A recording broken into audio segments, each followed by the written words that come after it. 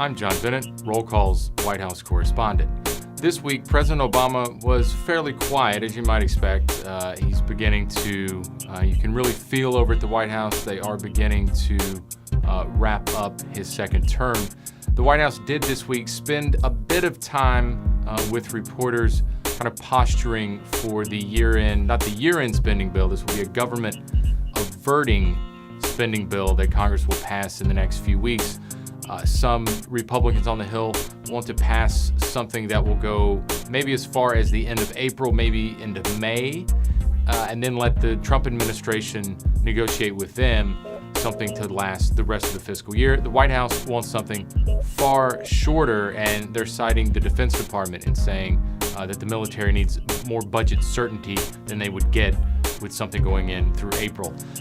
Next Tuesday, President Obama will fly to U.S. Special Operations Command in Tampa, Florida.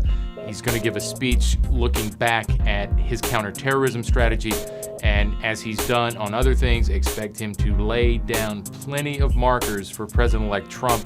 I wrote recently that the president is kind of building a rhetorical how-to manual for the president-elect, and expect that to continue with this counterterrorism speech. The president and his aides, they really believe his strategy has worked.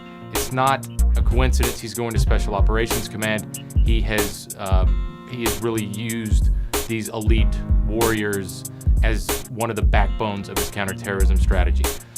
As for the president-elect, he spent the last week continuing to fill out his cabinet. That work will continue. Don't expect maybe one more this week, and then they'll pick it up next week. We did have, the presidency is going to change, and it's probably going to change in some pretty fundamental ways, in some pretty big ways. And Twitter could be a big part of that. We saw this week President-elect Trump take to Twitter before 7 a.m. on Wednesday morning and tweeted that he's going to sever ties with his really big business in New York. But just how much, to what extent, we don't know yet. Conflict of interest concerns what's driving this. But if his children, who are his closest advisors, are running the business, good government watchdogs say conflicts of interest will abound. And for foreign policy wonks who are looking for a Trump doctrine, we got a glimpse that there might not be a Trump doctrine other than kind of his personality and how that might affect U.S. foreign policy.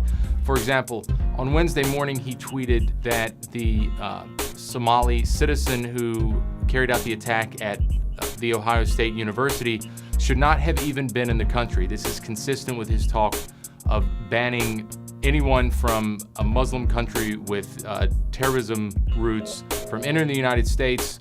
So that's Wednesday morning. By Wednesday evening, he's on the phone with the Pakistani Prime Minister. He's praising the Prime Minister. He's praising everyone in Pakistan, which is, of course, a Muslim country with links to terrorism. The two don't necessarily neatly go together, and that suggests that there may not be a Trump doctrine. This may just be case by case, phone call by phone call, and that's why a lot of folks, even and maybe especially Republicans in the national security and foreign policy realm, continue to be very afraid of what the next 4 years might bring.